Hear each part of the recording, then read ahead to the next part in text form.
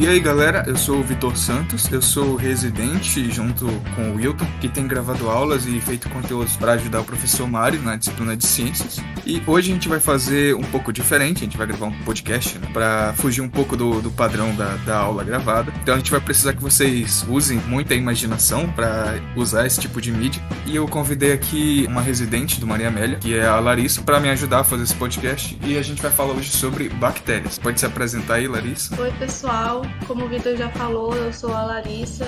Eu ajudo outra professora lá no Maria Amélia, mas ele me convidou para vir conversar um pouco com vocês aqui sobre as bactérias. Bom, para começar a falar de bactérias, então a gente vai falar sobre o que são as bactérias. Você pode definir para a gente, Larissa? Com certeza. E como tu disse, né, a gente vai botar bastante a imaginação para funcionar aqui. Então, gente, o nosso mundo é muito grande.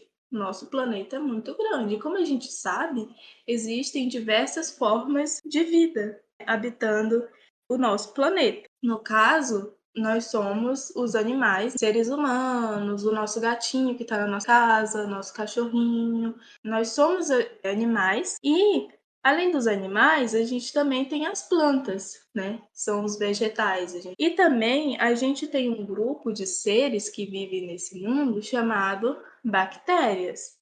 Esses seres, eles são bem diferentes do que a gente está acostumado a ver a olho nu, né? São os humanos, que são o quê? Um cachorrinho, um gatinho. As bactérias a gente nem consegue ver a olho nu. Então, pessoal, por que será que a gente não consegue ver uma bactéria a olho nu, né? Por que será que a gente precisa de um microscópio para poder ver a bactéria? É justamente porque a bactéria, né, as bactérias são formadas apenas por uma única célula. Então, olha que bacana, né? A gente é formado, o ser humano, ele é formado por milhares e milhares de células e a bactéria possui apenas uma célula e consegue ali viver normalmente. Então, apresentando esse serzinho, né, mais intimamente, as bactérias são unicelulares. Quando a gente fala unicelular, quer dizer que é uma célula apenas. Então, a bactéria é só uma célula, que é aquilo que eu estava falando para vocês, né? E elas são procariontes, ou seja, elas não têm o envoltório nuclear. Se vocês lembrarem da nossa célula, o que a nossa célula tem?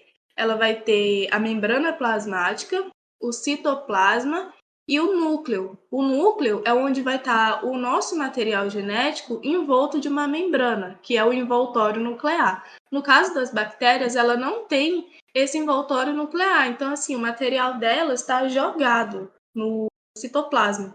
Por isso que elas são procariontes. Então você pensa, eu sou um ser humano, eu tenho bilhões de células e mesmo assim ainda é perigoso viver nesse mundo, ainda posso me cortar, posso sofrer um acidente. Como que uma célula, uma bactéria, que só tem uma célula, ela só é formada de uma célula, vai conseguir se proteger e viver nesse mundão aí que a gente vive?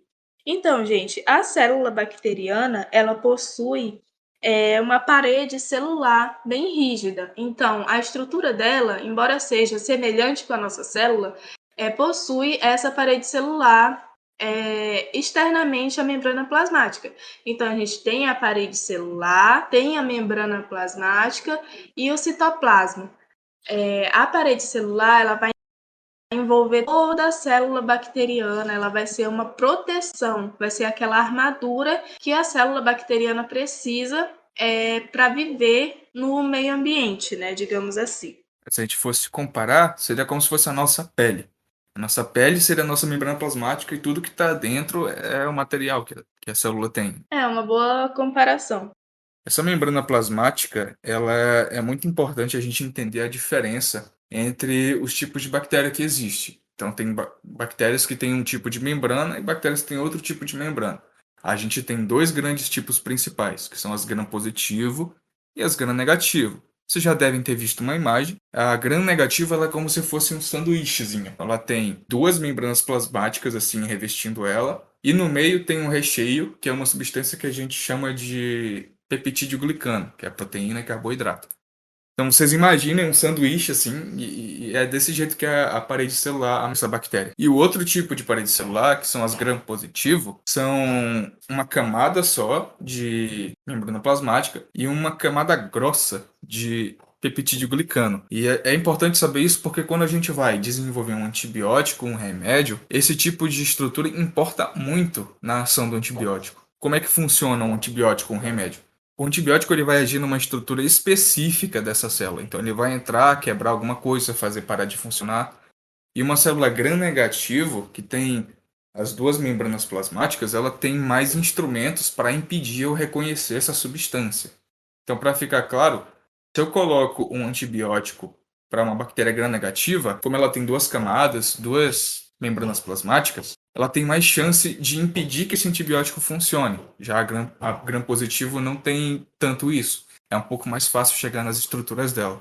É por isso que é tão importante a gente entender o tipo de membrana, porque entendendo isso, a gente entende o tipo de antibiótico que vai funcionar para aquela bactéria. E é bom a gente falar um pouco sobre esses antibióticos, né? Porque muita gente aí administra antibiótico, toma antibiótico sem prescrição médica, compra de forma ilegal em algumas farmácias que vendem, mas as pessoas não fazem ideia do mal que isso pode causar, né, Vitor? Então, tem gente que já dá uma tossinha, já dá qualquer coisinha e toma antibiótico sem saber o que isso quer dizer, sem saber para que serve. E isso é a pior coisa que você pode fazer pela sua saúde. Vou explicar rapidinho sobre seleção natural, funciona desse jeito. Quando você usa um medicamento numa cultura de bactérias, porque existem várias bactérias. Quando você fica doente, são várias bactérias que estão dentro do seu corpo causando aquele quadro clínico. A gente tem uma pluralidade de células e cada uma delas pode ser um pouco diferente da outra. Quando elas vão se reproduzindo, elas vão mudando um pouquinho que seja, e isso é o bastante para provocar resistência a um tipo de antibiótico. E qual que é a implicação disso? Eu uso mal um antibiótico, eu não uso pelo tempo certo, ou eu uso o antibiótico errado, eu estou dando para aquela bactéria um agente seletor. Então, das várias bactérias que estão me deixando doente, eu vou matar uma parte. E as outras que não morreram, que são um pouco diferentes, elas provavelmente são resistentes a esse antibiótico. E aí o que vai acontecer? Essas que são resistentes e sobreviveram, elas vão se multiplicar, e aí as bactérias que vão estar causando a minha doença, elas vão ser todas resistentes ao antibiótico, ou pelo menos a maioria delas. E aí, quando eu for usar esse antibiótico de novo, quando eu precisar para uma outra doença ou para essa mesmo, ele não vai funcionar tão bem. Então é por isso que a gente fala tanto que não é para usar antibiótico errado, que não é para usar antibiótico sem prescrição médica e também não é para terminar de usar antes do tempo, porque as pessoas se sentem bem e param de tomar e acabam não matando todas essas bactérias. Agora nós vamos falar um pouco sobre a nutrição das bactérias, como que uma célulazinha só vai conseguir alimento e nutrientes aí do meio ambiente, né? Porque é fácil imaginar como eu me alimento, eu vou ali, como pão, como uma carne e tá tudo bem. Agora, como um ser de uma única célula vai se alimentar, vai obter nutrientes e energia, né? Como é que isso vai acontecer? Então, pessoal, lá vem os termos de novo, né? Dentre as bactérias, todas as bactérias, existem as autótrofas e as heterótrofas. O que quer dizer cada um desse termo? Então, todas as bactérias são divididas nesses dois grupos, não é isso? As autótrofas, elas são bactérias que conseguem seu próprio alimento, ou seja, elas produzem o seu próprio alimento. Quando fala auto, já quer dizer que ela está conseguindo fazer aquele babado ali sozinha. Então, as bactérias autótrofas produzem seu próprio alimento. As heterótrofas, quando a gente fala em hétero, a gente está dizendo que é algo diferente, então elas vão conseguir o seu alimento de um lugar diferente, ou seja, vão conseguir o seu alimento do meio ambiente, elas não conseguem produzir o próprio alimento. Então, galera, falando um pouco mais, né, de cada classe das bactérias em relação à nutrição delas, a gente vai falar das autotróficas. E as autotróficas, elas são divididas também, elas são divididas em fotoautotróficas e quimioautotróficas. As fotoautotróficas, elas já vão precisar da energia da luz, né, da luz do sol para poder produzir seu próprio alimento.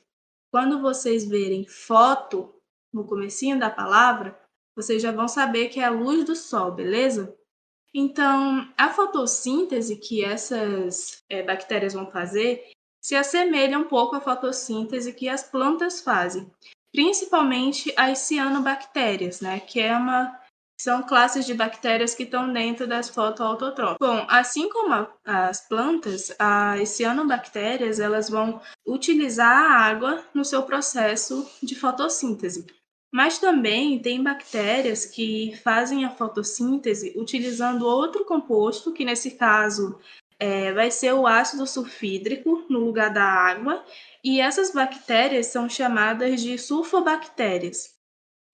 Dentro das bactérias que produzem seu próprio alimento, ou seja, bactérias autotróficas, temos também as quimioautotróficas, né, que eu falei lá no começo, e as quimioautotróficas, elas vão obter energia quando oxidam compostos inorgânicos. E aí, quando elas oxidam, elas liberam energia e aí, posteriormente, vão usar essa energia para poder formar compostos inorgânicos e usá-los como nutriente. Então, pessoal, se a gente parar para pensar, essas bactérias, né, as quimioautotróficas, elas fazem essa oxidação dos compostos inorgânicos com segundas intenções, porque elas estão interessadas mesmo nos compostos orgânicos que vão resultar disso, né?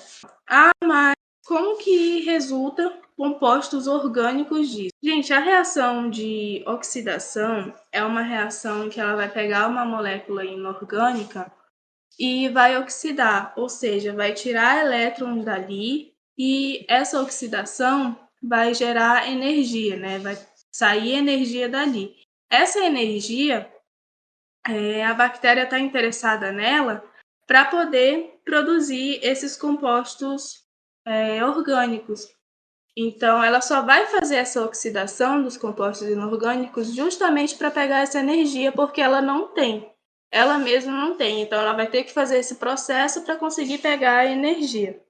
Então, resumindo, de onde as fotoautotróficas pegam energia para produzir compostos orgânicos e se alimentar? Da luz do sol.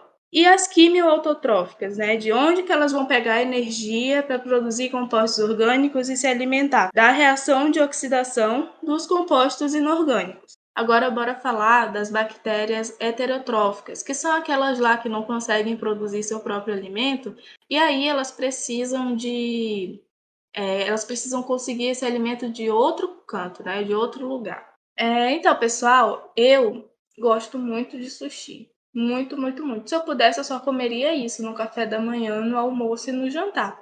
Já o Vitor, ele não gosta tanto. Ele preferiria 1000 vezes, se ele pudesse viver só de carne assada, ele comia carne assada no café da manhã, no almoço e no jantar. Churrascada, certamente. E assim acontece com as bactérias heterótrofas, aquelas que vão precisar buscar seu próprio alimento.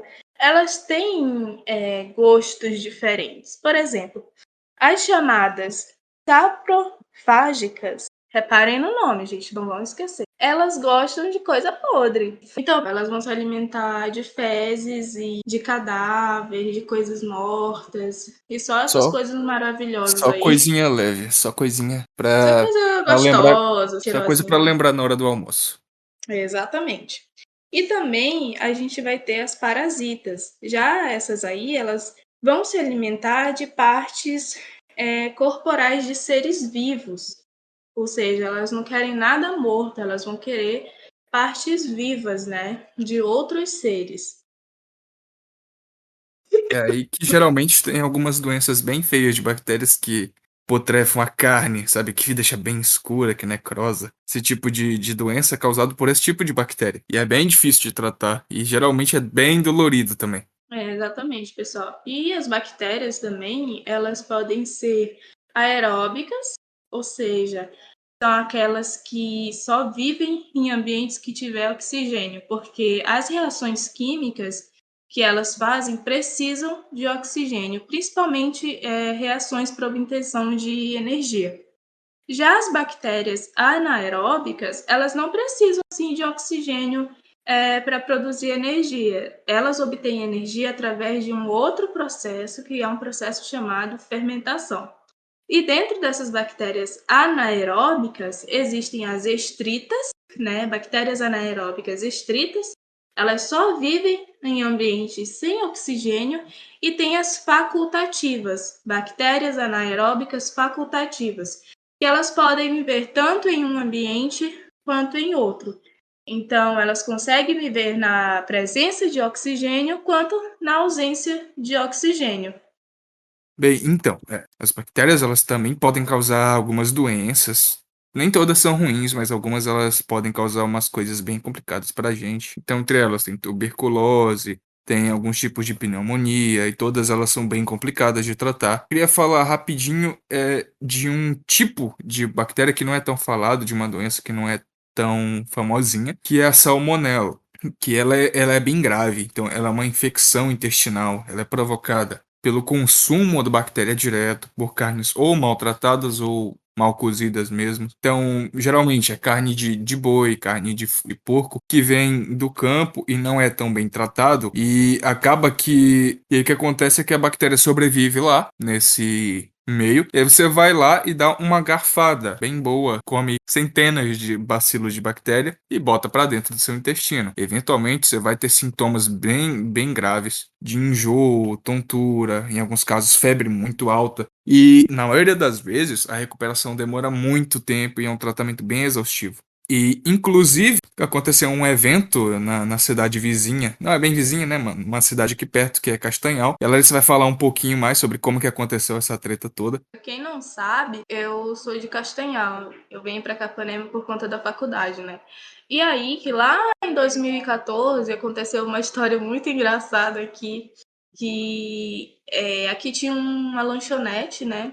E essa lanchonete vendia hambúrguer, vendia pizza e acompanhava, né, aquela belíssima maionese caseira, bem gordurosa, bem potente mesmo. E a gente sabe que maionese leva ovo, né? A gente faz maionese com ovo e, inclusive, a maionese caseira é muito óleo. E acontece que usaram ovo, né?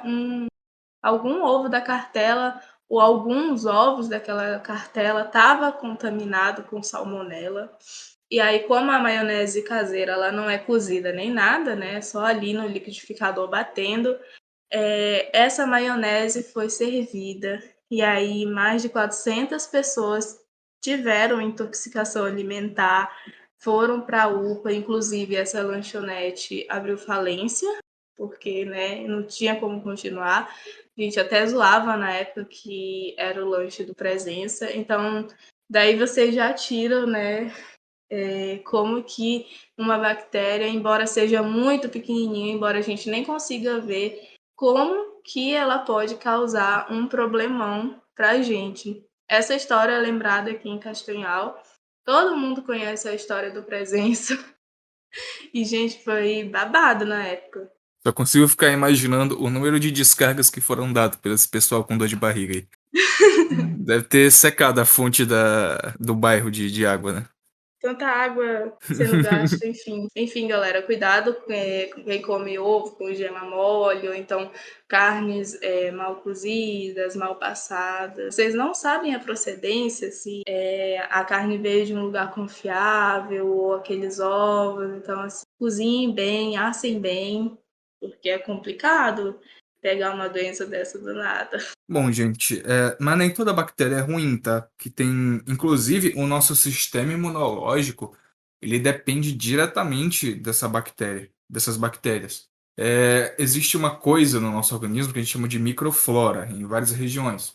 A microflora intestinal é a mais falada e talvez a mais importante para a gente. São um grupo de bactérias que auxiliam na nossa digestão. Então, por exemplo, fibra, que é alface, arroz e feijão que a gente tanto come, a gente não digere a fibra. Quem digere para a gente é a bactéria. Ela pega esse composto, essa fibra, ela pega uma parte para ela, e o que ela não usa e que é útil para a gente, ela deixa lá para a gente usar, sem problemas. A gente depende muito mais desses seres do que a gente imagina. existe uma média que para cada célula humana nossa, existem outras 10 células bactérias dentro da gente.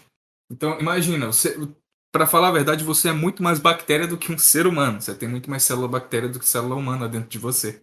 Então, é muito surreal de parar para pensar nisso. Inclusive aquele lance lá do antibiótico, se a gente tomar na doida, assim, sem saber para que tá tomando, pode afetar essas bactérias benéficas do nosso intestino. E isso pode fazer mal nesse sentido também para nossa saúde, né? Então, assim, antibiótico é um negócio muito perigoso, tanto para as bactérias malvadas quanto para as bactérias boazinhas, que são nossas amiguinhas aqui, que convivem, né, tanto na nossa pele quanto no nosso intestino. Então, fiquem ligados aí com isso. E esse é o nosso podcast de hoje, gente. Eu espero que vocês tenham gostado. Agora, o professor Mário vai falar um pouco com vocês. É isso, galera. Se vocês quiserem saber mais, vocês podem me procurar no WhatsApp, vocês podem pedir pro professor Mário. E por hoje é só, galera. Tenham um bom dia. Até a próxima. Adorei participar desse podcast com vocês.